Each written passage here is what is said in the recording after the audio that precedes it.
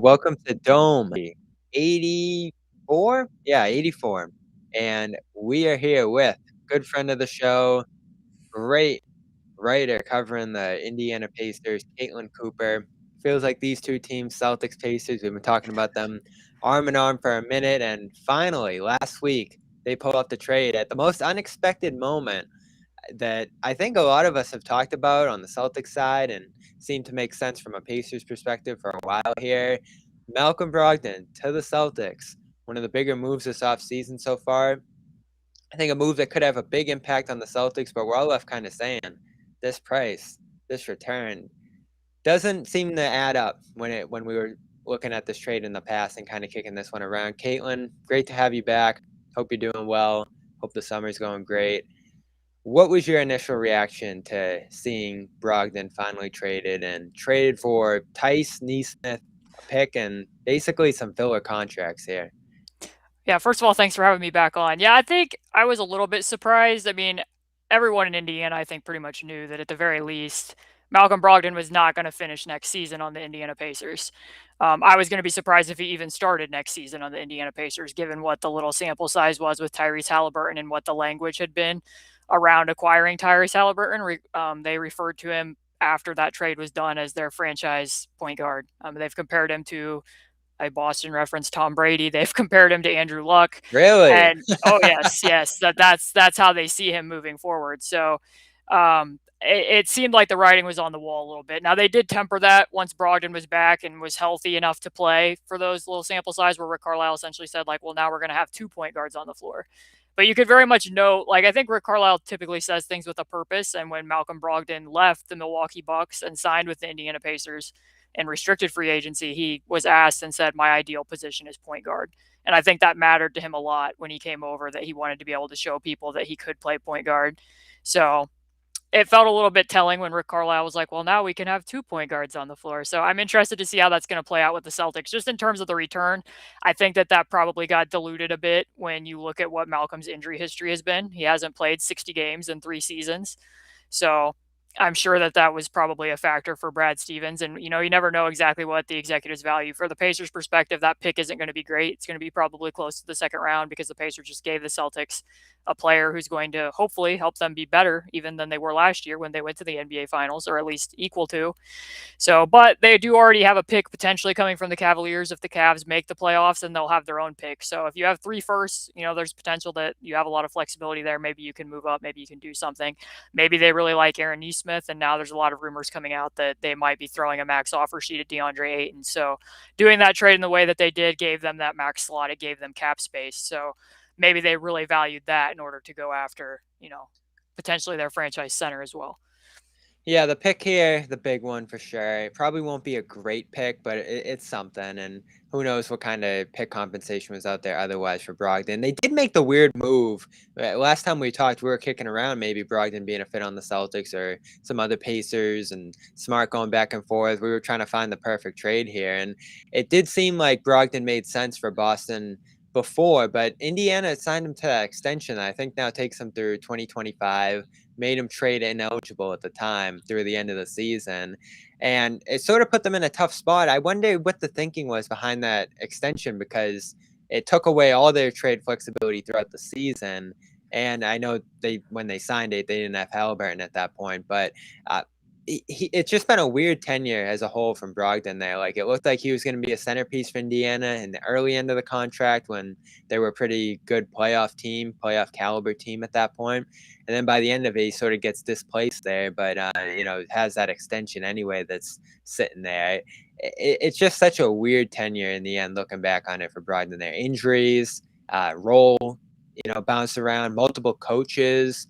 Just how do you look back at his tenure there? Yeah, I mean, if you just look at that extension, I think we talked about that a little bit on our podcast as well, wondering like if that extension hadn't have happened, what would his trade value have been like at the end of the season versus having it? Because a lot of times we look at players in expiring situations and we think, that's going to let a team lowball them because they're not going to have as much leverage. But in the case of Brogdon, when an opponent has to take on, extra risk in case, you don't know what his injury and his health status is going to be, I do wonder if that diluted his value a little bit when they went into, quote unquote rumor season. there was stuff put out there that maybe the Pacers could get number 10 or 11 from the Knicks or the Wizards, and then that shortly turned into, oh, that was never a possibility. And then also like, well, Brogdon's actually a negative trade asset. Like Indiana might have to send something out. So this was kind of the happy middle when you consider those two kind of polar opposite outcomes. But yeah, I mean, Brogdon, when he first came over, like you said, I mean, I feel like I've covered probably 10 different Pacer teams in the last 3 years, because Yep. when he originally signed, Victor Oladipo, was thought that maybe he would come back and look somewhat like Victor Oladipo, and that's how the point guard conversation kind of originated. How are the two of them going to fit on the court? And he essentially said, my ideal position is point guard, but he can have the ball as much as he wants, and he knows that I'm going to get the ball to him in his spots. And then as it turned out, they didn't actually play that much together. And when they did play together in the bubble, Victor wasn't himself anymore. He was a very different version of himself. So then the Bjorkgren season happens, and in my opinion, Brogdon was way overtaxed that season. He and Sabonis were playing major minutes very early, as if Game 7 of the regular season was Game 7 of a playoff series. And his workload in terms of his touches, his time of possession was very heavy. And I think the last 3 seasons, you can really see that by the end of the year, he had kind of worn down. Like if you look, I mean, all 3, before they went to the bubble, if there wouldn't have been the 4-month hiatus, he most likely would not have been able to play in the playoffs, because he had a torn quad tendon that kind of goes over your hip. I don't remember the specific terminology for it. But then last year, going into the play-in tournament, he had a hamstring injury. He was able to play, but he missed several games there. And now this year, he obviously sat at the end. I think some of that was to improve the Pacers draft positioning, but, again, missed a lot of games, and it wore on him as the season went on. So I think that's kind of a summary from the health standpoint. From a basketball standpoint, you could see different shifts between what some of the coaches were willing to do. I mean, I would say under Nate McMillan, I think most people know, is a lot more amenable to the mid-range in general. So the pick and roll between Sabonis and Brogdon in that 1920 season, like that was almost a guaranteed bucket. Like when the two of them were in two-man game, you felt like, you were wearing a warm blanket. Like you felt safe when the two of them were out there. But by the next season, Nate Bjorkgren was not so much, and teams really figured out, because the Pacers led the league and movement on offense, that a good way to to get rid of that movement was to go under. So a lot of teams were going under against Malcolm Brogdon and really testing his ability to hit pull-up threes.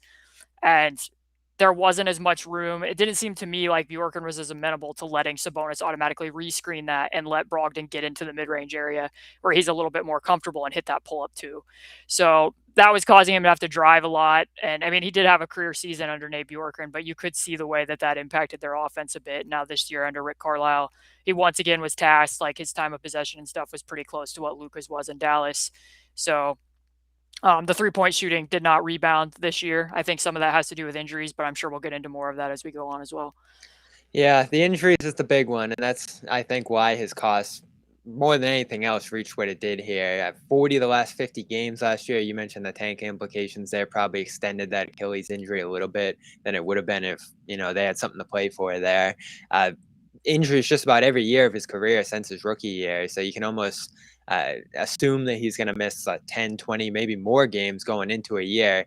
Celtics, fortunately, I think well-positioned as we kicked around off the air to, assume an injury, given that they have Marcus Smart, given that they have Derek White, other guys at that position. Like, it won't be devastating to see him step out of the lineup for, a moderate amount of time during the year, unless it's a big injury that completely changes the course of his or the team's season. So I think it makes sense to assume the risk in that sense. They could eat the tax here, which is great. I don't know if anyone was certain that the Celtics were going to go this deep into the tax, pushing, I think, a $40 million bill at this point, which is just unprecedented for them. But they did it for this player.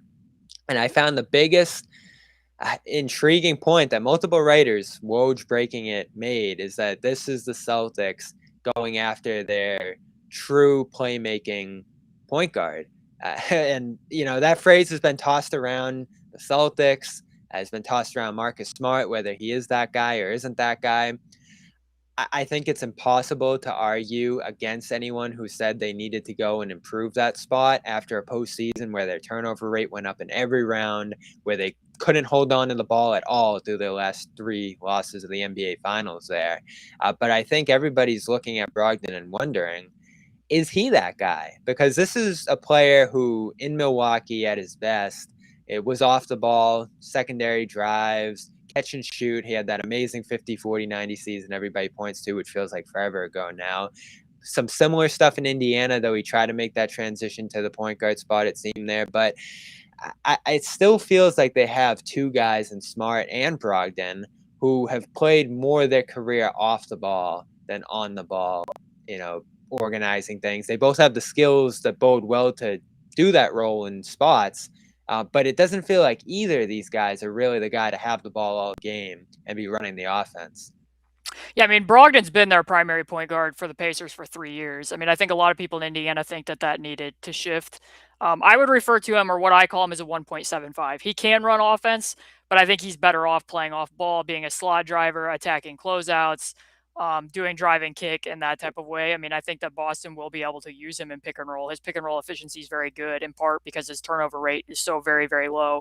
If you were to look that up on Synergy, I think there's like 17 players in the NBA who had a turnover frequency in the pick and roll below 10%, and he's one. He of had them. a great year even last year, it looked like, in that role. Yeah. Yeah. So I mean, he's one of them. But the thing that I would describe is, it's kind of like when you get glasses for the first time when Tyrese Halliburton came over, and it's like, oh, that's how the offense was supposed to look. So like Brogdon can read the defense and find the open man. He's not going to shift tertiary defenders for you. Like Tyrese is going to actually shift taggers, shift guys at the nail, and make people more open.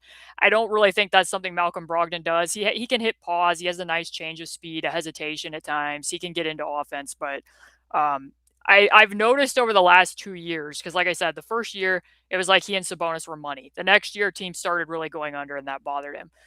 This year, part of the reason the Pacers were struggling in clutch time a lot was they would get into fourth quarters and like one of three things would happen. Teams would either really start full court pressing them, like they were in New York, and Tom Thibodeau unleashed Alec Burks against Malcolm Brogdon, pressured him 94 feet, and Brogdon really doesn't have the burst handle combination to handle that and get into offense very well. Or they would start blitzing him. And in theory, you would think, well, that's going to be really beneficial because Sabonis is so good on the short roll. But like you could point to game after game after game where he would be getting blitzed, and they had like a strange allergy to being able to get the ball to the middle of the floor. His pass accuracy could be a little bit better out to 3-point shooters, I think, at times. And like if he's going to throw a skip pass, sometimes that guy's going to have to, shift over and get out of his shooting pocket and then get back into it. I think that's a little bit of a thing as well. But the main thing that I think stands out as a weakness for Brogdon when he's running pick and roll, and if people want to go look at this, I would very much recommend that you watch the game that they played in Denver against Denver, because they used Austin Rivers to weak him. So I'm talking about a middle pick and roll. They're weaking Brogdon to his left, because if you watch Malcolm Brogdon enough in the pick and roll, if he goes right, he will generally shoot. If he goes left, he's almost exclusively going to drive. He's not comfortable going left as a shooter. So teams will either weak him and force him to do that and have him drive into a crowd, or they'll go under. And then he's just not as good of a shooter off the dribble as he is in catch and shoot situations. So that stands out. And then also just like if he's in a top isolation situation, he really can't get to his shot without a screen. He needs that there. So he's not going to get to an off the dribble shot to create separation for himself. He almost exclusively drives. So people will load up on that as well if he's going to be your primary.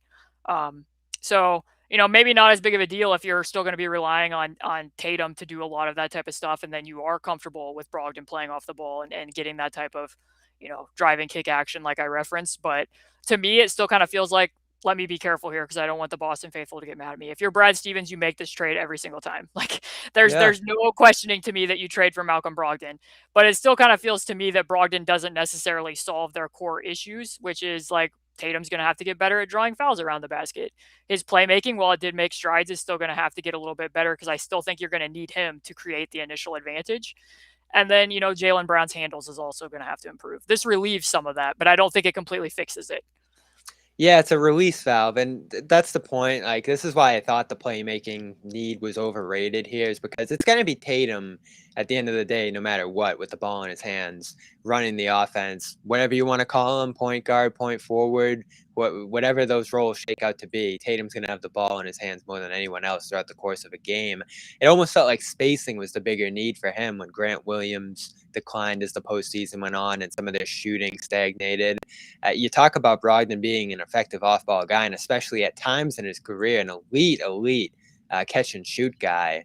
He brings multiple layers of offense, it seems like, that really helped him at the spot. But I mean, like you said, the cost is obvious. You're going to make this deal 100 out of 100 times just to get a player who consolidates your roster a little bit, gives you another tool, gives you depth, gives you someone who can step into Smart's role if he's hurt, or spell Tatum for a game if he needs a night off. There's a million different reasons you would do this, but I just find that characterization that they needed a playmaking point guard, right? You know, just to toss the phrase around that's been used a million different ways. It felt like that was really a need. And Brad Stevens said that was a need after the season went on, some more playmaking. And I just wonder, when you look at him as a player, the ways in which he's going to be able to relieve that and what that means for Marcus Smart, because I feel like that, more than anything else, could be the only downside of this, unless he gets hurt. It is them kind of butting heads a little bit over that spot, if you want to call it the point guard position, the starting role, whatever it is. These two guys who I think both take pride in that role, both want that role on a team, but there's really only one spot in the starting lineup or on the floor in crunch time. These guys probably could play together in crunch time, but who knows how that shakes out. And that's the only pause I have about this move, is just what it means for Marcus Smart, how he receives it, and where Brogdon kind of fits in, because it feels like you almost have to start Smart and continue to play him in that role to assure him that that is still his role here and he's not being demoted by this move. Yeah, because I mean, I did see Marcus's quotes where he essentially said, you know, we had a point guard in the past, and we didn't. We just got to the NBA Finals with me, so that leads me to think that that's still pretty important to him, just as, you know, Yeah. what I had mentioned with Brogdon before. Now, Brogdon did. I read Jared Weiss's article. It sounds like he's pretty amenable to doing what needs to be done. That he wants to compete. But, you know, he also had the opportunity to compete with Milwaukee, and he chose to go to Indiana because he wanted to show he was a point guard. Now, maybe after going through, you know, seeing what the Pacers were doing with their mini rebuild, maybe he, you know, really missed being able to go out there and actually compete for games and have them matter. So it's possible that he's changed his mind on that. And also going through the Achilles injury, it's possible that maybe after dealing with that and having to that taking as long as it did to rehab that and be able to be back out on the court, that he's realized that doing, you know, a little bit less might actually be better for his longevity. I do wonder too, like if we just want to dive into the shooting a little bit, because he didn't shoot the ball well off the catch or off the dribble this year. I think some of that can be attributed to the Achilles and the other injuries that he had, but I do think it will help him to do more off the catch, because if you look at that season when he was 50, 40, 90 in Milwaukee, I have the numbers here. 81% of his threes that year were wide open, and 73% were off the catch. The Giannis effect. Yeah. So I mean, yeah, he's playing off of Giannis's interior gravity. So then when he comes over to the Pacers, you know, that those numbers quickly shifted. Like under Nate McMillan, 65% of his threes were off the dribble.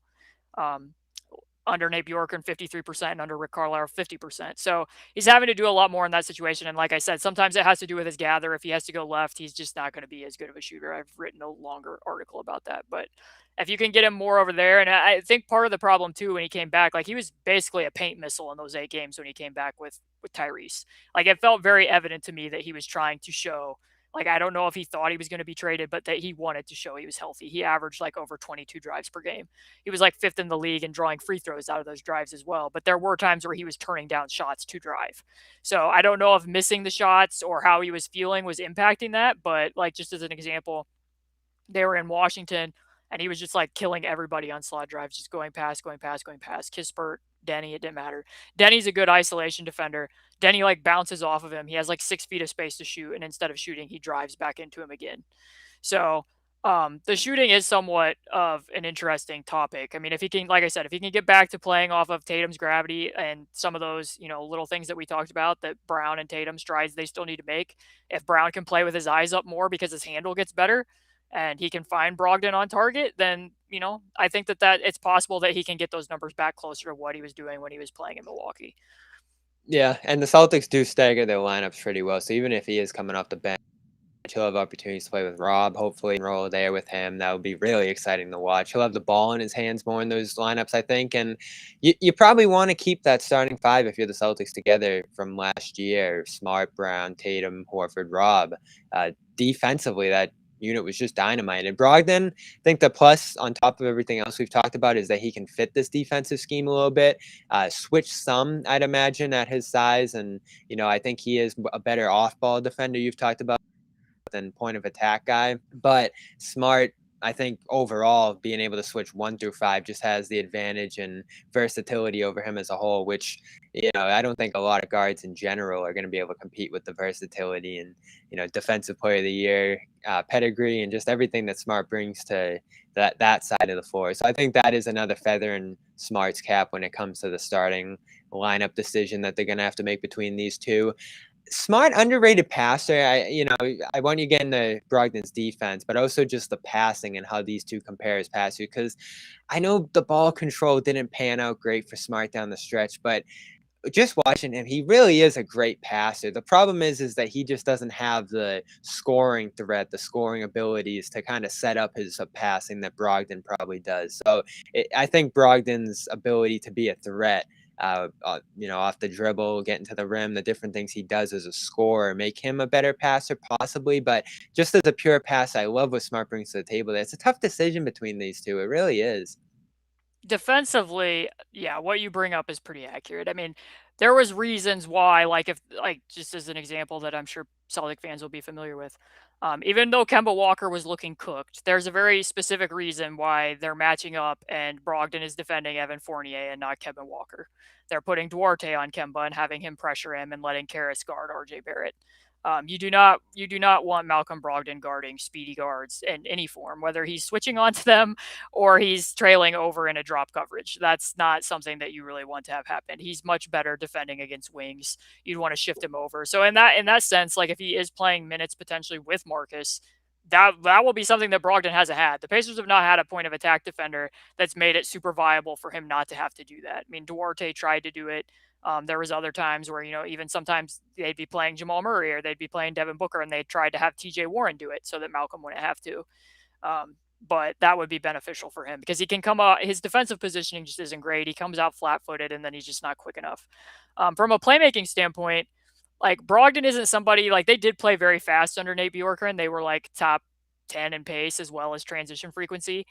But he's somebody who wants to play much more methodical. So given that the Celtics ranked I think 27th in transition offense and efficiency, their turnover rate was absurd. I think they were 24th in turnover rate in transition. The way that Brogdon secures the ball and can also get up the court, one of his favorite things, like I said, he's not Tyrese and that he's going to immediately look to get downhill and get into stuff.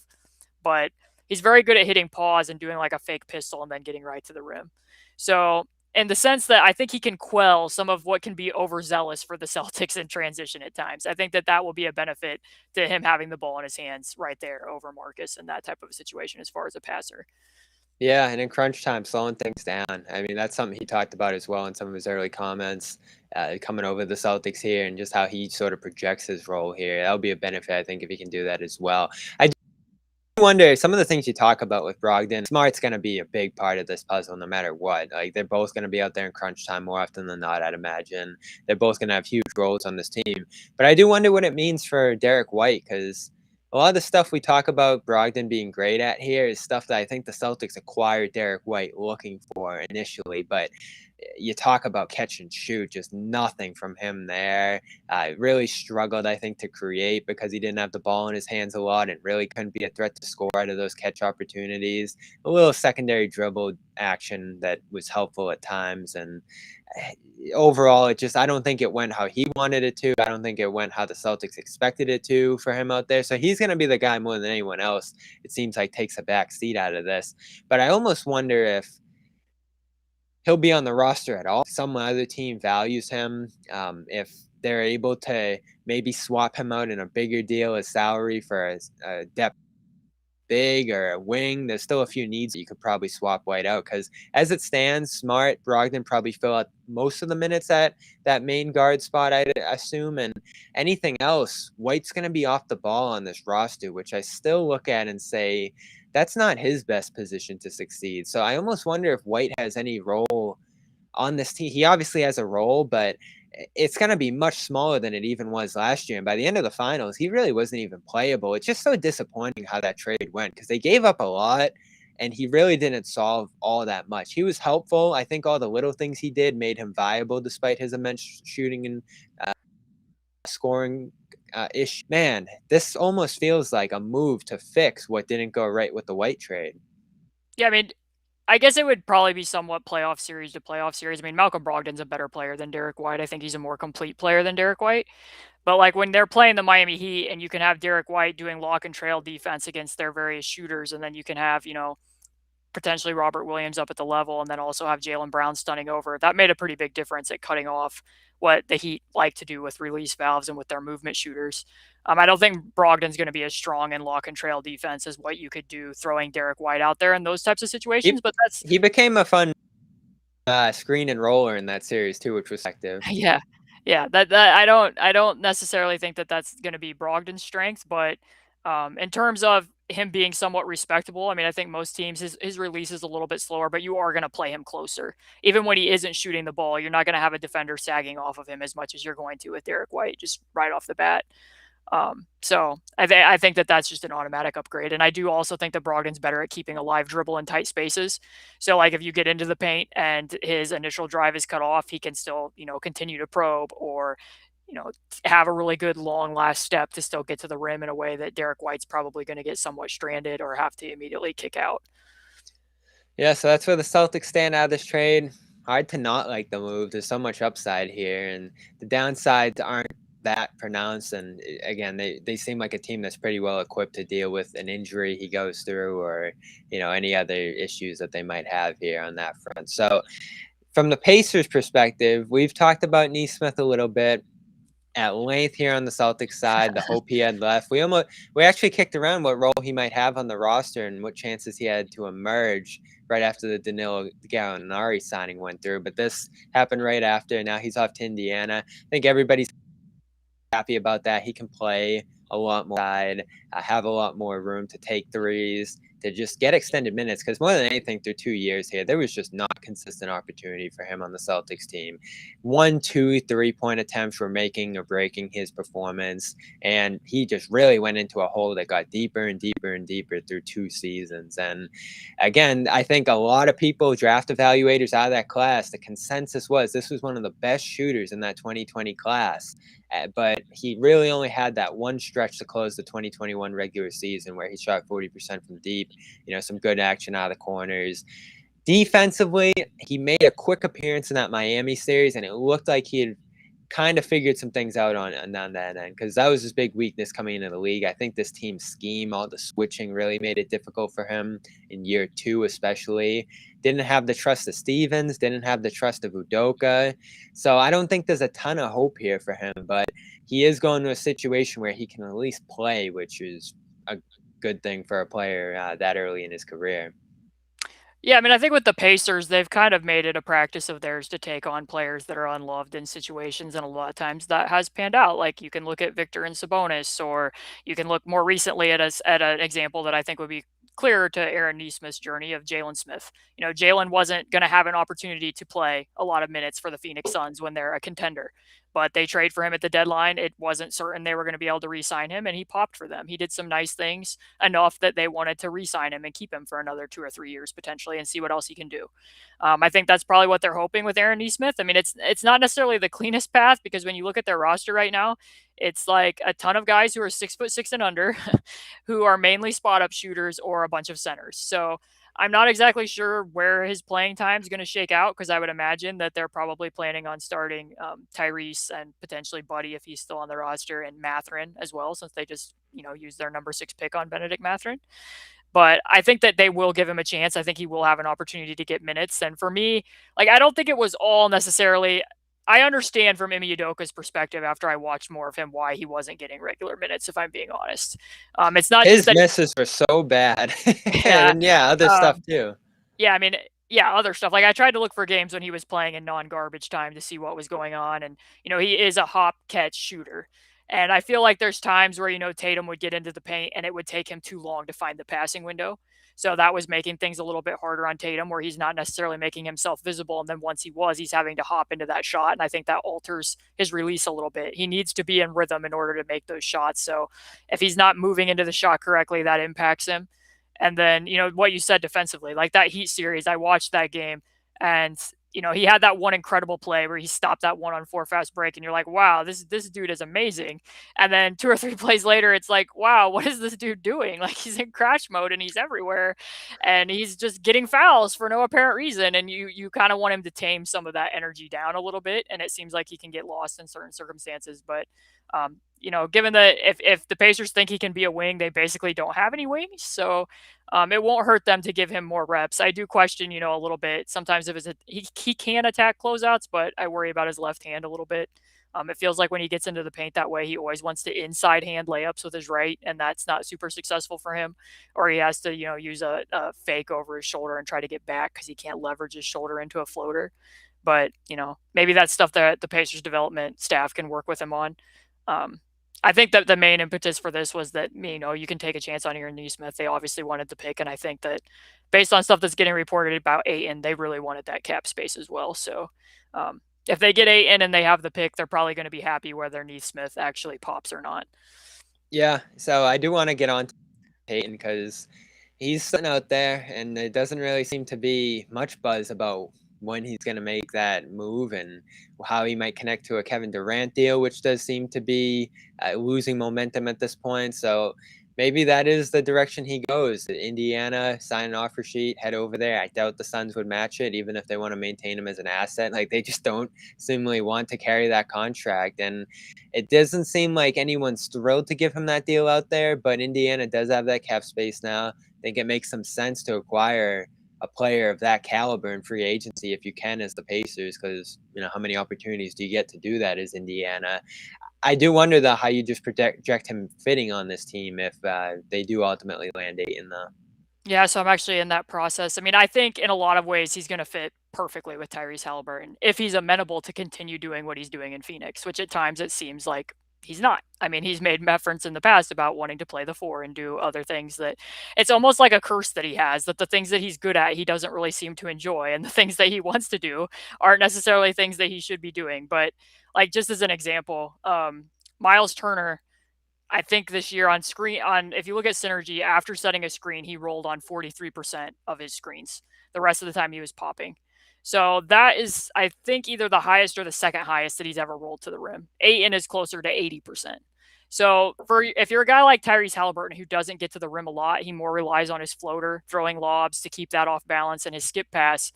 Having a rim roller is pretty important to you, I think. Having somebody that can put rim pressure there. Ayton's one of the best finishers in the league. And also there are times where, opponents will switch or they'll just flat out, change matchups. Like Denver will put Aaron Gordon on Tyrese Halliburton and put, Monte Morris on one of their wings because length will bother him in certain circumstances. So if you have a big, which they don't currently have, that you can throw the ball into down low and can seal a small in front of the basket and actually do something there as Ayton can, I think that will make a big difference for Tyrese as well. So just right off the bat, and they also run a lot of things that are very similar to what Phoenix already does that I can see that would work pretty easily. And so, like, that's not really stuff that applies to Miles Turner. Like, he sometimes can do something against the switch, but, he also can have pound dribbles that go to nowhere, or, like, it can be a little bit awkward, or he's not a rim roller. Like I said, he's more somebody that's going to pop. So I do question that fit a little bit. And Ayton's younger. So they do have some similar weaknesses. I don't think they're very similar players. I mean, Ayton has some feel issues.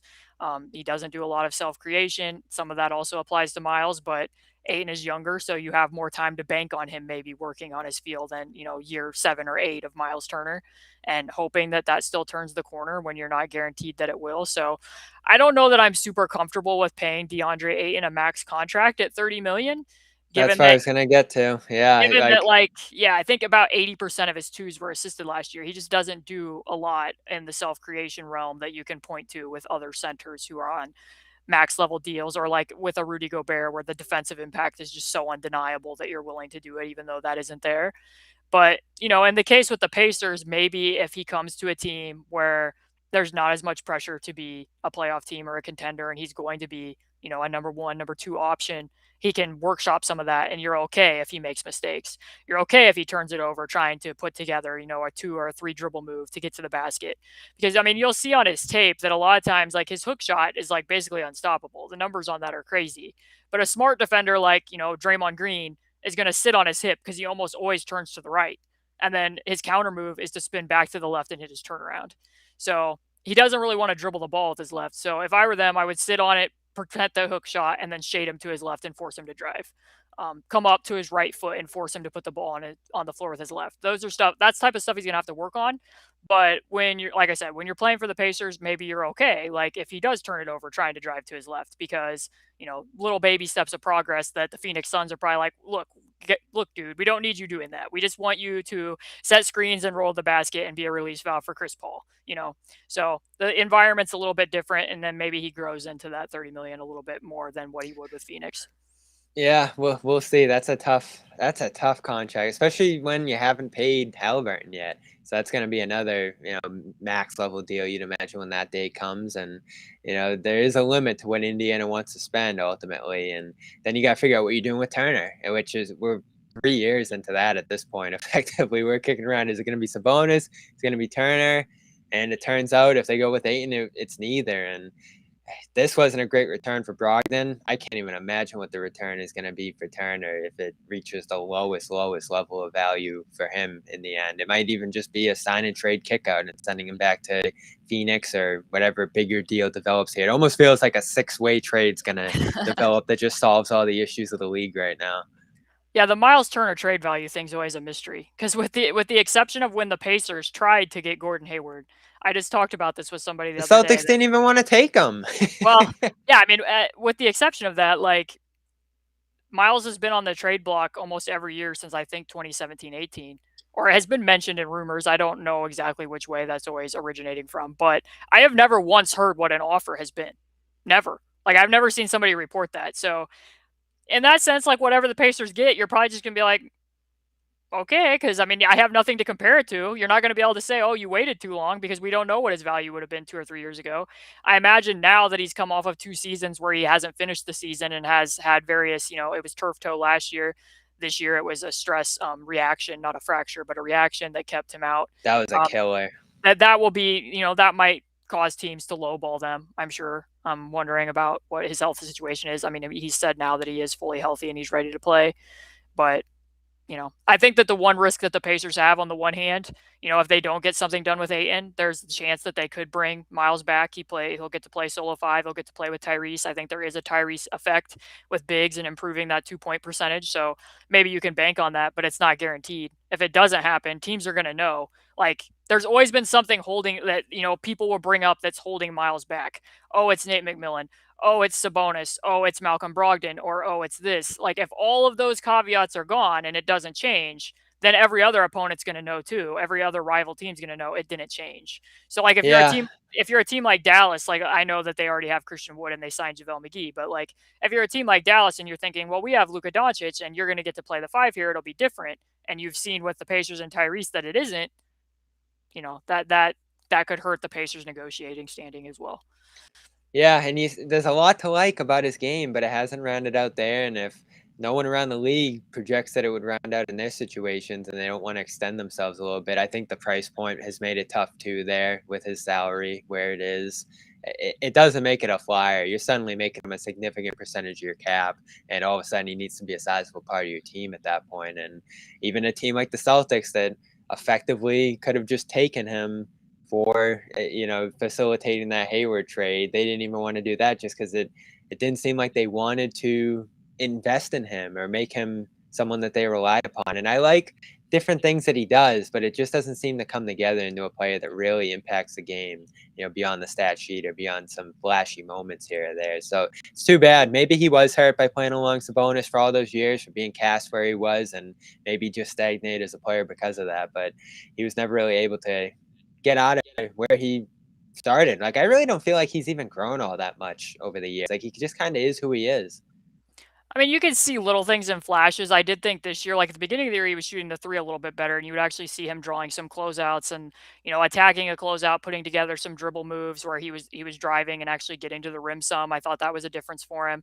I think over the years defensively, he's shown little things where, whether it's his hand activity or his recognition of where he needs to be in drop coverage, or maybe, being able to hang a little bit, not in all situations on switches, but in some. Against, maybe threes or bigger wings where he can hold up and defend on the perimeter a little bit. That type of stuff. But for me, it always goes back to, he wants to play the 5, but he rarely gets defended by 5s. So you have to find a situation where that's actually going to happen, because even before Sabonis was a starter, I mean, he had time. He was the starting 5 for, 2 years where Sabonis was still coming off the bench. Thad's playing with him, and you would go to Philadelphia or you'd go to Utah, and Joel Embiid would guard Thad, not Miles, or Rudy Gobert would guard Thad, not Miles. So he was never really getting an opportunity to pull people into space and get the matchup that he really needed. So there's that. And then also, he's just not great at finding his own usage. I think a lot of it is still just his game processing. Like what I mentioned earlier about Ayton. If Ayton gets a switch, like, I know that he needed to play with more force a lot of the time in that Maverick series, and that's certainly a criticism of him that is valid. But if he gets a switch on a pick and roll, he's immediately going to dive into the front of the rim. Now, he may do something more with finesse where you would want power, but he's going to recognize it and do it. Like, there was possessions during the COVID Pacer time where, it's G League players and he and Sabonis playing, and he gets a switch out of, like, they run pick and rolls on both sides. He has a switch and he literally points for them to reverse the ball the other way because that is the play, but he doesn't recognize that he has the switch and he needs to use a swim move and do something about it. Or then there'll be other times where he might just dive to the block when Ayton's guarding him and clog a driving lane. So there's certain times where just spatially knowing where to go after he makes a pass or after he sets a screen just isn't still a strength of his. If he could ever put all of that together and do it consistently, I think that you would see, a pretty good player on the offensive end of the floor. And to all of his credit, he was a high efficiency, low usage player this year for most of the season. I think the ways that Rick Carlisle used him made sense. It's just that we've never actually seen him do things like we saw Sabonis do. Miles has never really been a player where, you see the evolution of a star where it's, guy starts to score 20 a game and then he draws double coverage and he learns to pass out of that. That's Sabonis. And then from there, the next step is to show that you can still score even if you draw a double team. Sabonis could do that sometimes, not all the time. Miles has never got to level 2. He doesn't often get into games where teams react to him and defend him in a different way. A lot of times that's what we're going to live with. Like, if you make a 3 and your starting 5 beats us on threes from the perimeter, then, we guess he does. Or, if you're going to post us, we're not going to double, that type of stuff. So if he starts doing it more consistently, he is going to see different coverage. And I don't know what that looks like yet. Would be funny for Indiana if they do just go the road of signing Ayton, no sign and trade, just use that cap space, ending up with Jalen Smith, Ayton, and Turner, and then just figuring it out from there and leaving Phoenix with nothing effectively inside. I get the argument that there hasn't really been a team that's invested that much money, that percentage of their cap in a center and had championship level success. Philadelphia is probably the high end of it, even probably to no fault of Embiid. They've been limited to the second round, effectively building the roster the way they have there. So I don't know if you have much choice if you're Indiana on who you want to use your cap space on, and maybe this elite young center who, again, is younger than Turner and has this upside would be the ideal way to use it. But there is going to be some risk in that, I think, especially with some of the concerns he has. You're probably just taking back very little to nothing for Turner at that point, or just throwing him in the deal to dump the salary because, I don't think Indiana's going to carry this much salary. You got Buddy Hield and all of these different salaries on the roster now. Even TJ McConnell's pretty high for not doing all that much last year with his injury. But the young portion of this roster, this is the summer league team that you want to follow. I mean, multiple young players, guys who are going to play for this team, a top-end pick in Benedict Mathurin. This is going to be one of the teams to watch in Vegas this week, and I'm heading out there tomorrow. I'll definitely try to catch a Pacers game. Benedict, you had that big 4 at the top of this class who got a ton of love. All the conversation was about them going in, and this seemed to be the next guy up, and he certainly goes 5 right after them there, or number 6 rather. What have you seen in his game? What do you think the fit's going to be for him in Indiana right away? Because this just doesn't seem to be a guy that's been talked about all that much out of this class. Yeah, so I was pretty convinced. I mean, what you say about the summer league team, I think is true. I mean, there's going to be like 7 guys between their rookies from last year and this year that, is going to comprise a lot of the Pacers roster from next season. And they just have a lot of shooting, a lot of athleticism. So I think you're going to see a lot of spacing and up and down play out of that particular group. But with Mathurin, when the way that we constructed and did our draft coverage at Indy Cornrows, we watched like a handful of games and then picked like a stock up, stock down. When I watched the first game of him, I was pretty convinced that that's who the Pacers would take. Just watching the way that Arizona ran offense, Tommy Lloyd became Arizona's head coach, who was previously, at Gonzaga. as an assistant, and they run a very read-based offense, and then certain actions that they used are identical to things that Rick Carlisle runs. So I was very convinced that you didn't have to use much imagination. They had talked about how they were going to bring guys in for workouts and watch film with them and ask them how they would fit the Pacers. And I was like, this is going to be the easiest job that Benedict Mathurin's ever had, because he's just going to be like, I'll just run that play.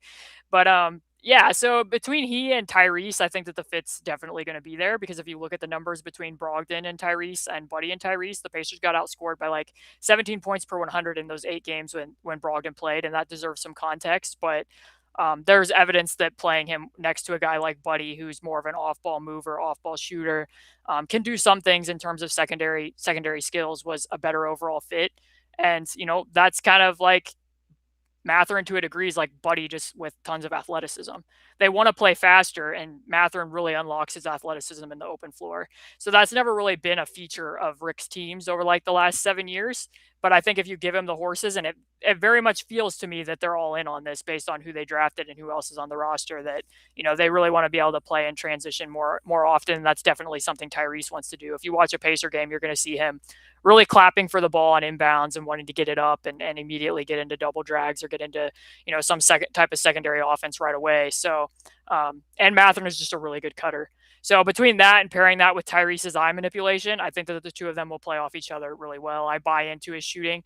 It went down during his sophomore season, but when you look at the synergy numbers, I think that there's just some noise. He missed some, he shot better, I believe, on contested than uncontested threes. So if he starts hitting the wide open ones, I think he's fine, especially given how many tough ones he was taking off movement.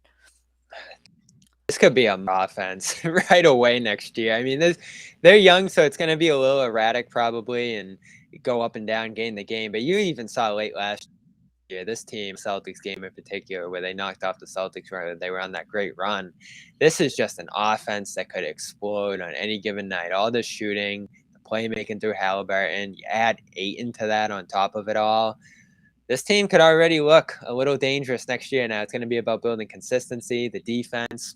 You still wonder when that will take shape around all these young, more offensively oriented players here. But the way this has turned around pretty quickly. I mean, we just started talking about rebuild at some point last year, right? And to already have this much young talent, to already be potentially landing a max free agent, and to have a centerpiece in Halliburton. I mean, it's unbelievable how this came together. And that really was the move, right, that got all this going. That Halliburton trade came out of nowhere. It's still shocking that the Kings did it. You had to take back that horrible Hield contract. I don't know what they're going to do with that, but you do that 10 times out of 10, and it feels like they've already won that trade and are well on their way to becoming a pretty good team here. Yeah, I mean, and by the end of the year, to be completely fair, I felt pretty good about Buddy by the end of the season. I mean, he played better for the Pacers than he did for the Kings. He got to the rim more often. He passed, his assist rate went up. I mean, I think it helped him because the Pacers did have other shooters. He got to play adjacent. He was in the starting lineup. He had the greenest green light possible, and there was just a lot of space. If Tyrese got a switch, they would throw it to Buddy at the slot. He could attack into it. He was a willing passer. I mean, in the back of my mind, I tend to think that, when you feel good about Buddy Hield, it's probably the time to trade Buddy Hield, but I by the end of the season, I'd be okay if he was still on the roster next year. I know that he and Tyrese are very close. They have a degree of chemistry there, but like you said, the contract's not great. It's clearly a reason that Sacramento was willing to include him in that type of a deal. But yeah, I mean, I still think that they're in a rebuilding state. I think that's why they made the type of trade that they did with Malcolm. I don't think that they're in a rush to skip steps. And I don't think that signing Ayton necessarily would be skipping steps either. I mean, I think that they realize that it's going to be a process. And for Tyrese, I think that there's somewhat of a give and take. I think that surrounding him with shooting and stuff is good because he can be very deferential. After that trade deadline, he only had 3 games where he led the Pacers in field goal attempts. And that was with a lot of guys who, were trying to prove themselves in the league and were kind of G League players. So he needs to show that he's going to be able to increase that usage. And in part, that's why you kind of move on from Brogdon, because he only had a 16% usage in the minutes when he played with Brogdon. It was 20 without Brogdon. And that's still, I think there was 39 players last year who averaged over 5 minutes of time of possession. And the only person with a lower usage rate than Tyrese was Kyle Lowry. So he needs to show that, he realizes how good he is. I think that's the way that I would term it. Some of it is his ability to actually get into the rim against the switch and what he's going to do about it. And that game you referenced against Boston was an important stride for him because he did have some switches against Al Horford where Al surged out against him, and he used that low gather and got into the paint and drew contact. That's an important step for him to be, the centerpiece and for you to buy into him being like a number one option. I don't think that I've completely seen all of that yet. I love everything that he does. I think that he plays a very inclusive style of basketball where his teammates want to play for him, but I also don't need you to get into overtime against OKC and have Lance Stevenson go 0 of 4 where you're passing him the ball instead of yourself. So, I mean, that's the type of, yeah. Ideally, Stevenson's not going to be on this roster next year. Well, don't tell Pacer fans that. They'll get angry. Oh, wow. What a year what a couple of years it's been for the Indiana Pacers here. And TJ Warren takes off, which is probably a little bit of bummer for Pacers fans too, because he was so great in the bubble there, and then he just never played again. And there was a little while there where it looked like it was inevitable that he was going to re-sign here, and he was comfortable in Indiana, and there wasn't really a big urgency to leave. But they probably just didn't want to pay him in the end, and no one really did, and he just ends up taking a flyer with the Nets. So that was kind of a bummer, I'd imagine, for Pacers fans looking at how it went with him over the last 3 years here. Yeah, I mean, it was a weird saga, if we're being honest. I don't know how closely people followed it, but, he had tweeted last summer that he had played basketball and had fun, and shortly thereafter, he had been kind of ruled out indefinitely from training camp. The Pacers termed it as he was healing more slowly than expected, and then they had said at media day that the hope was that he would be out weeks, not months. And then little by little, more and more months. It's like the Zion North. It was very similar. Like little by little, more time went past, and it was definitely becoming months. And there was never any timetable for return. He would get scans; they would be favorable. There was never any timetable for return until the end of the season. Yeah, until the end of the season, it became kind of obvious that there's no real point and no incentive for him as a free agent to come back at this point, when they're kind of trying to improve their draft positioning a little bit, and then. He had kind of just disappeared and gone back to home to Raleigh to continue rehabbing, even though he had been fully cleared. So by the time the season was over, there was no part of me that expected that he would be back on the team next year. Now, if you had asked me that 2 years ago, I probably would have had a different opinion, but I didn't expect, the Pacers kind of just had to turn the lights off on the core that they had because they were never healthy at the same time. So I'm not exactly surprised that, Brogdon is now on a different team. TJ Warren is on a different team, and it's entirely possible, especially if Miles doesn't want to sign an extension, that he will be on a different team as well. Yeah, Warren, Brogdon, Sabonis, Turner, Oladipo, that whole core, it's gone. Didn't go as far as they wanted it to, but it has turned around pretty quick here. We wouldn't be doing justice, though, talking about the Nets if we didn't mention KD and where this saga has gone over the course of a week here.